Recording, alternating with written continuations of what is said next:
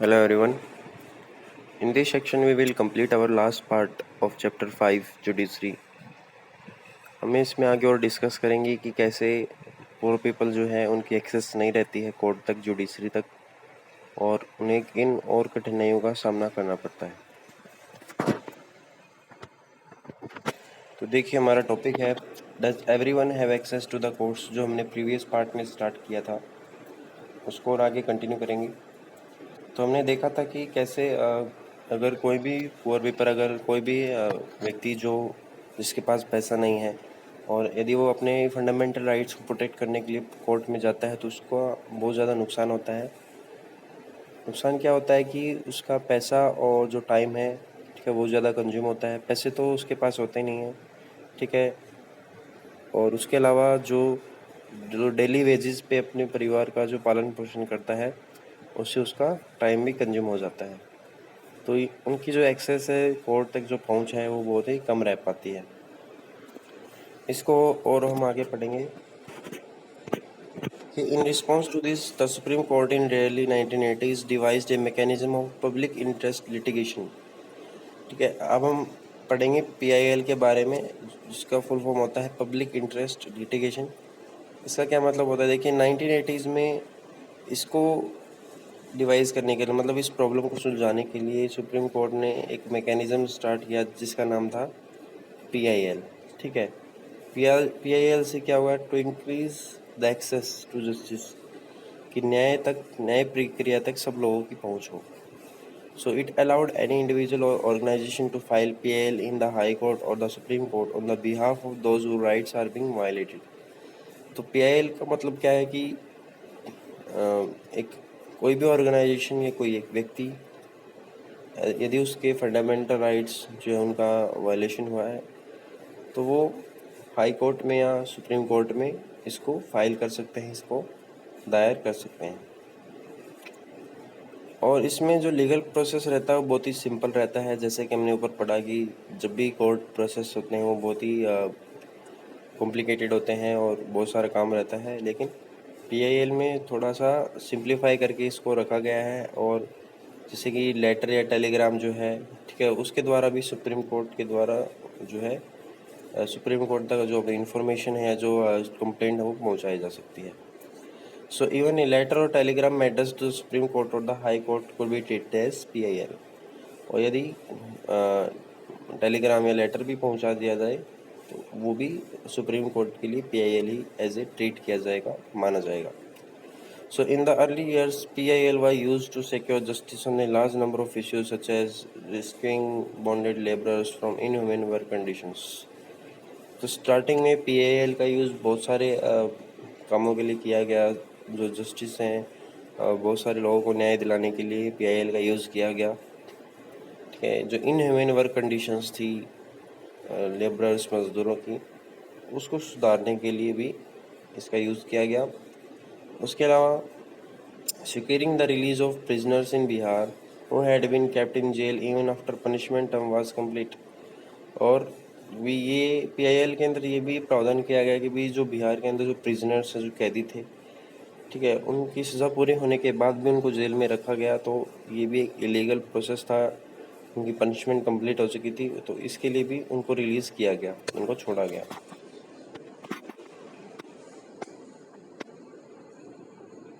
Do you know that midday meal that children now receive in government and government aided school is because of PIL? तो आपको यदि मालूम होगा कि जो आज के दिन जो मिड डे मील स्कीम जो आज सरकारी स्कूलों में रहती है, दोपहर के समय उनको लंच करवाया जाता है, भोजन करवाया जाता है, तो किसके कारण हुआ है, वो है पीआईएल के दौरान। ऐसे ही जो है public interest litigation, public interest का मतलब क्या होता है कि लोगों के हित में, ठीक है, पब्लिक इंटरेस्ट लिटिगेशन। तो पब्लिक जो लोगों के हित में जो याचिका दायर की जाती है उसको बोलते हैं PIL. So see the photos of the right rate to the text below, understand how this came about. तो ये जैसे दी गई है, मिड डे मील की कुछ फ़ोटोज़ दी गई हैं यहाँ पे, ठीक है। और ये गवर्नमेंट स्कूल में स्टार्ट की गई थी कि रिसेस के टाइम पे या हाफ डे पे जो है लोग जो बच्चे हैं उनको खाना मिलता है। तो सबसे पहले देखिए 2001 द ड्रॉट इन राजस्थान और Orissa mean the millions faced acute shortage of food.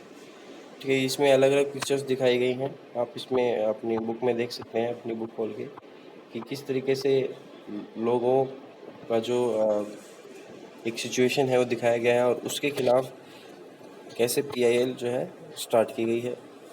ठीक है, डोर्स लोगों की मदद करने के लिए या फिर लेबरर्स हैं, ठीक है, जैसे कि हमने बात की, उनकी मदद करने के लिए भी पीआईएल का यूज़ किया गया है।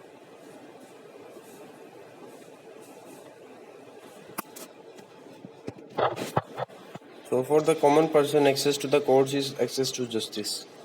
तो कॉमन पर्सन के लिए क्या रहता है कि कोर्ट अगर तक पहुंच रहती है, अगर हम आसानी से अपनी बात वहां तक पहुंचा पाते हैं तो वहाँ पे न्याय की भी संभावना रहती है। And the courts exercise a crucial role in interpreting the fundamental rights of citizens as you sign the Bose case the courts interpreted article 21 of the constitution right to include the right to food. देखिए, जो court का अधिकार है, यदि fundamental rights किसी भी व्यक्ति के वायलेट होते हैं, और जैसे कि जो राइट टू लाइफ है वो आर्टिकल 21 के अंदर हमने पढ़ा हुआ है क्लास 7 की, जबकि 6 की टेक्स्ट बुक उसके अंदर भी आया था। ठीक है, आर्टिकल 21 में राइट टू लाइफ का जो है एक अधिकार देती है। उसके अलावा राइट टू लाइफ के साथ साथ हमने जो दूसरे अधिकार जुड़े हुए हैं उनके बारे में भी पढ़ा। ठीक है, हमने जो स्टेट गवर्नमेंट का जो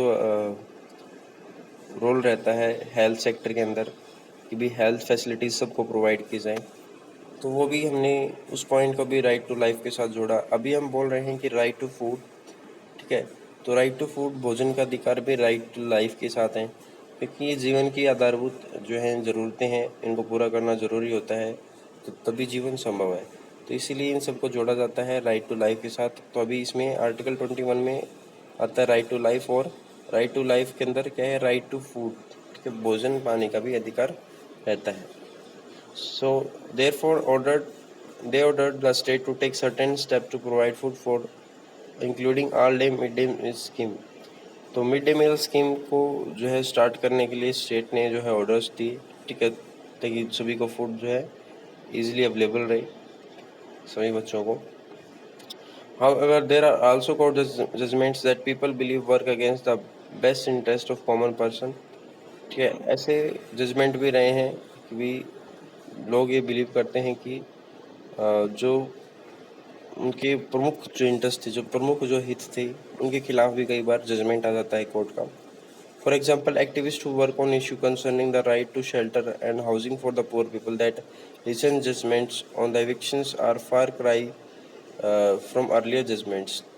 भी जो एक्टिविस्ट ये मानते हैं कि गरीब लोगों को रहने के लिए जो है सरकार घर दे, शेल्टर दे, ठीक है, तो ऐसी रिसेंट जजमेंट जो है वो पुरानी जो जजमेंट रही हैं उनसे बहुत ज़्यादा अलग आई हैं। मतलब कि जो स्लम डेवेलर है या जो जो शहर में रहने वाले, जो झुग्गी में जो लोग रहते हैं, ठीक है, तो उनके खिलाफ जो है जजमेंट आया है, उनके जो स्लम्स है वहाँ से उनको हटा दिया जाता है।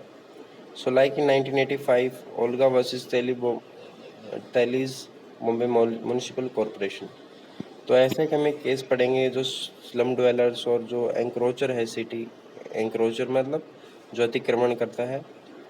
सो म्यूनिसिपल कॉरपोरेशन और ओल्गा तैलीस जो स्लम डवेलर्स थे उनके बीच में क्या कॉन्फ्लिक्ट रहा, ठीक है, रहने की जगह को लेकर के।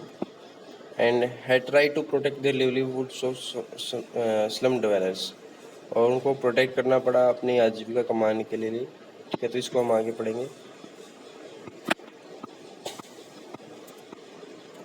The judgment of the Olga Thalis versus Bombay Municipal Corporation established the right to livelihood as part of right to life। तो जो जजमेंट आया था Olga versus Bombay municipal corporation में, उसमें राइट टू लाइफ के साथ ही राइट टू लिवलीहुड, आजीविका के अधिकार को भी जोड़ दिया गया है।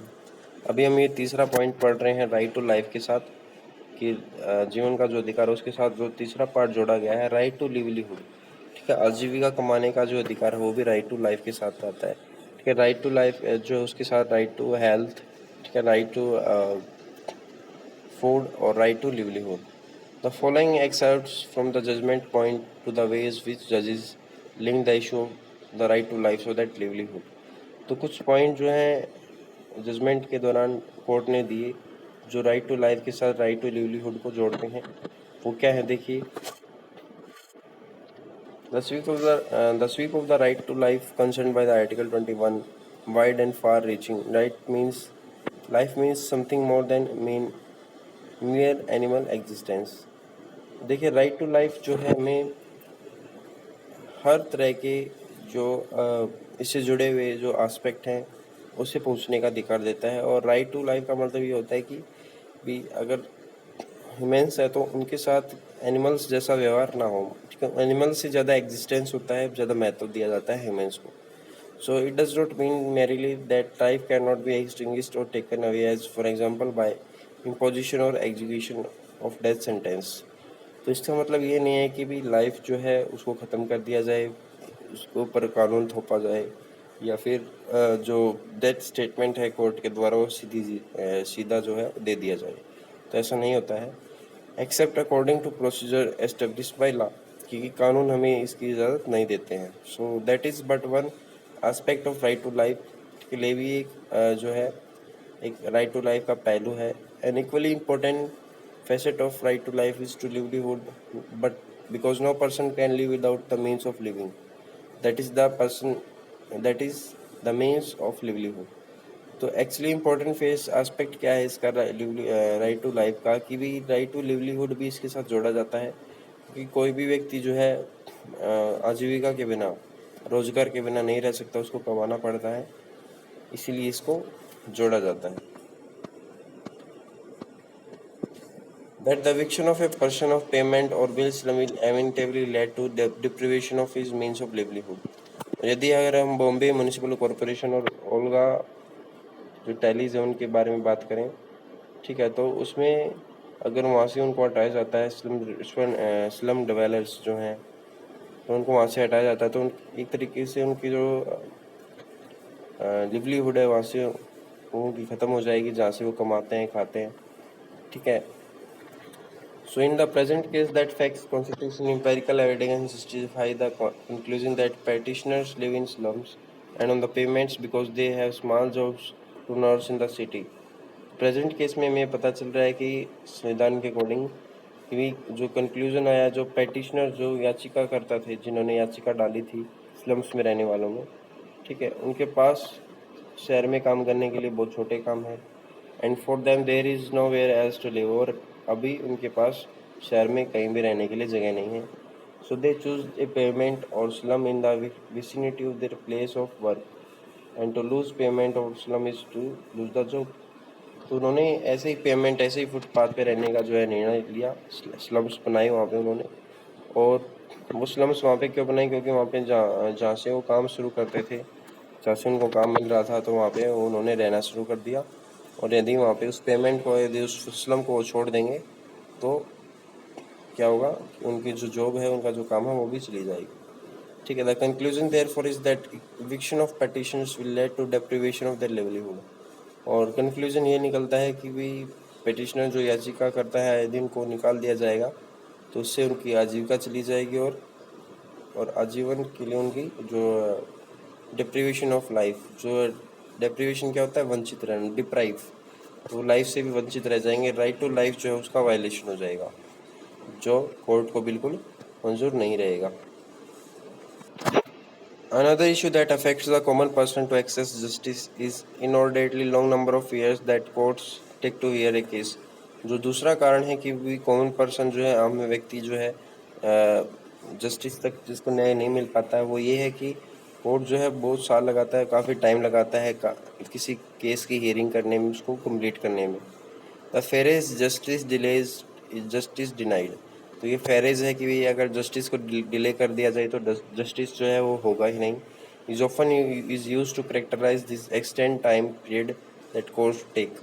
तो इस फेरेज का यूज़ इसलिए किया जाता है ताकि जो कोर्ट जो है टाइम को बढ़ा देते हैं किसी केस को सॉल्व करने के लिए, ठीक है, और वो टाइम काफ़ी ज़्यादा सालों तक चलता रहता है और केस का इतना ज़्यादा इफेक्ट भी नहीं रहता है, और जो विक्टिम है उसको न्याय भी नहीं मिल पाता है। तो देखिए, इसके बहुत सारे कारण रह सकते हैं कि जस्टिस डिले क्यों रहता है, क्योंकि देखिए इसमें जो जज की जो स्ट्रेंथ है वो भी इसका एक कारण रह सकती हैं। नंबर ऑफ सेंक्शन जो स्ट्रेंथ है सुप्रीम कोर्ट के लिए 31 निर्धारित की गई है और वर्किंग स्ट्रेंथ है 28। ठीक है, 3 फिर भी खाली रह जाती हैं। ठीक है, ये दिसंबर 2013 का डेटा है, ये जिस टाइम पे ये प्रेजेंट सिनेरियो था सुप्रीम कोर्ट का। 31 टोटल स्ट्रेंथ अगर मंजूरी होती है और 28 वर्किंग स्ट्रेंथ थी और 3 वैकेंसी खाली थी। उसके अलावा हाई कोर्ट्स में जो 984 जो है 984 जो वर्किंग स्ट्रेंथ निर्धारित की गई है और 625 वर्किंग सेंक्शन जो है 984 और वर्किंग स्ट्रेंथ कितनी है 635 और 349 फिर भी पद इसके अंदर पोस्ट खाली थी।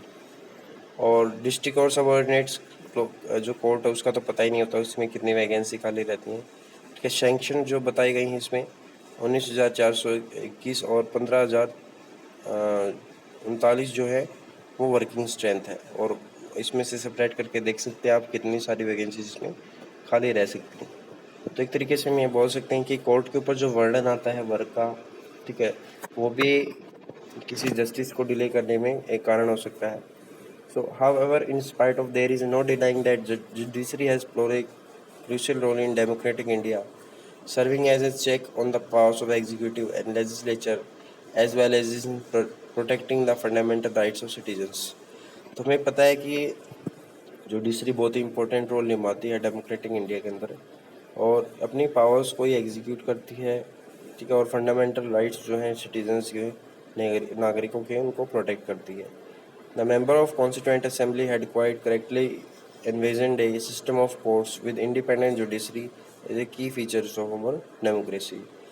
तो संविधान सभा के जो सदस्य रहे थे उन्होंने कोर्ट का जो सिस्टम जो है इस तरीके से बनाया था ताकि जो जुडिशरी हो इंडिपेंडेंट रहे और हमारे डेमोक्रेसी का हमारे लोकतंत्र का एक की फीचर है, एक विशेषता है। तो इसी के साथ हमारा ये चैप्टर कंप्लीट होता है। Thank you.